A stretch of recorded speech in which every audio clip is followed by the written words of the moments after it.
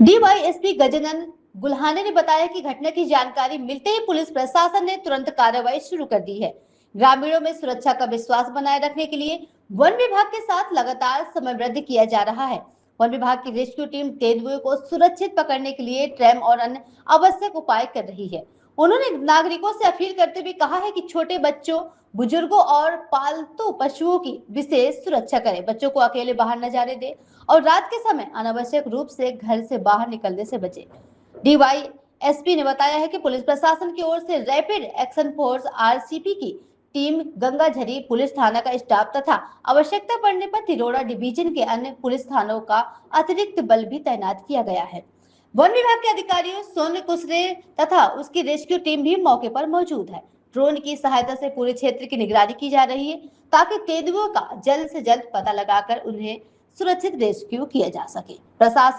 Police प्रशासन ने नागरिकों से अफवाहों पर ध्यान न देने और किसी भी सदस्य गतिविधियों की सूचना तुरंत पुलिस या वन विभाग को देने की अपील की है।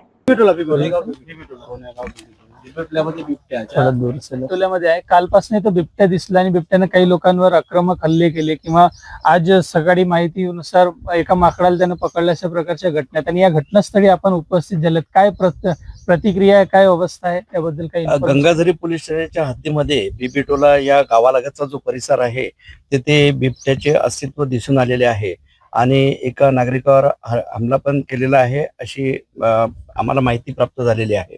त्या अनुषंगाने आम्ही गावकऱ्यांमध्ये सुरक्षिततेची भावना निर्माण व्हावी तसेच वन विभागाला सुद्धा माहिती देऊन असा आक्रमक असलेला बिबट्या किंवा त्याचे बछडे पण या ठिकाणी आहे त्यांना या ठिकाणी रेस्क्यू करून नागरिकांमध्ये सुरक्षिततेची भावना निर्माण झाली पाहिजे याकरता कार्य करण्यासाठी समन्वय ठेवून आहोत.